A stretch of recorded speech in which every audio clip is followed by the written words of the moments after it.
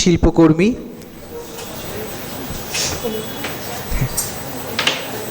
হৈমন্তীদির হাত দিয়ে আমরা পৌঁছে দিচ্ছি আমাদের স্মারক শৌকত স্যারের কাছে, এবং শৌকত স্যার তুলে দিচ্ছেন আমাদের শিল্পীদের কাছে একলব্য রূপনারায়ণপুরের। ধন্যবাদ জানাই আপনাদের।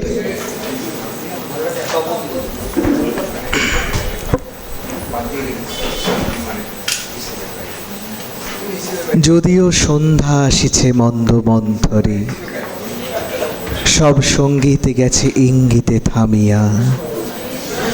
যদিও সঙ্গী নাহি অনন্ত অম্বরে, যদিও ক্লান্তি আসিছে অঙ্গে নামিয়া।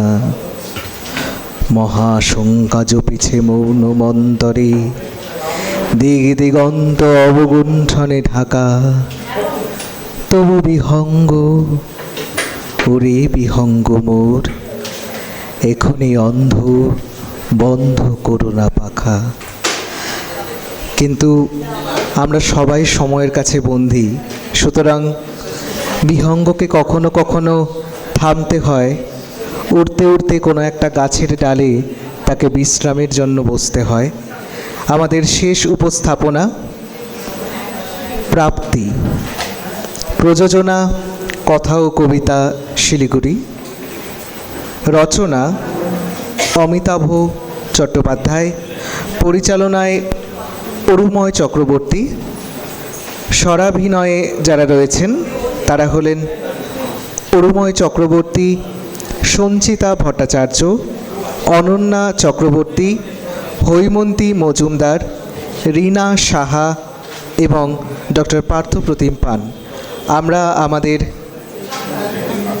এই কথা ও কবিতার কুশীলবদের বলবো আসন গ্রহণ করতে।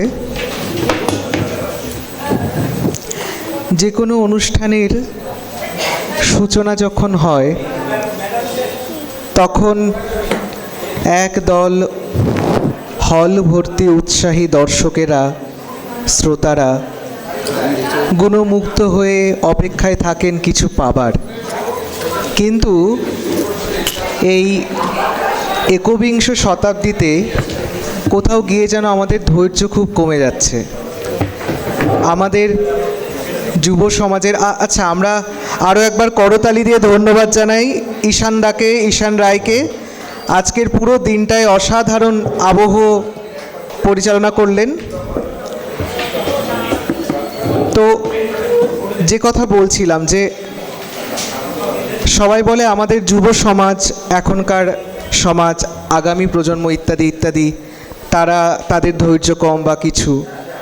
কিন্তু অদ্ভুত ব্যাপার, আমাদের আজকের হলটা শুরুতে যেমন ভর্তি ছিল, এখন কিন্তু তার অর্ধেকেরও কম। আর সত্যি এ বড় দুর্ভাগ্যের বিষয়। ধৈর্য খুব কঠিন জিনিস। অনেকে বলবে ছোটো মুখে বড় কথা বলছে, কিন্তু সত্যি আজ পর্যন্ত যে অনুষ্ঠানে গেছি শেষ অবধি থেকেছি, যতই ব্যস্ততা থাকুক। আমার মনে হয় কখনো কখনো আমাদের প্রায়োরিটিটা আমাদের বুঝে নিতে হয়, কোথায় আমরা কতটা গুরুত্ব দেব। আর সত্যি কথা, আগে যে কথাটা আমাদের জলপাইগুড়ি সৃজনীর বলছিলেন যে আমরা নিজেরা পারফর্ম করে চলে যাব, অন্যেরটা দেখব না, সেটা সত্যি বেদনাদায়ক। তবে হয়তো যারা নেই আমরা ধরে নিচ্ছি তাদের অনেক দূরে যাওয়ার ইত্যাদি ইত্যাদি। তো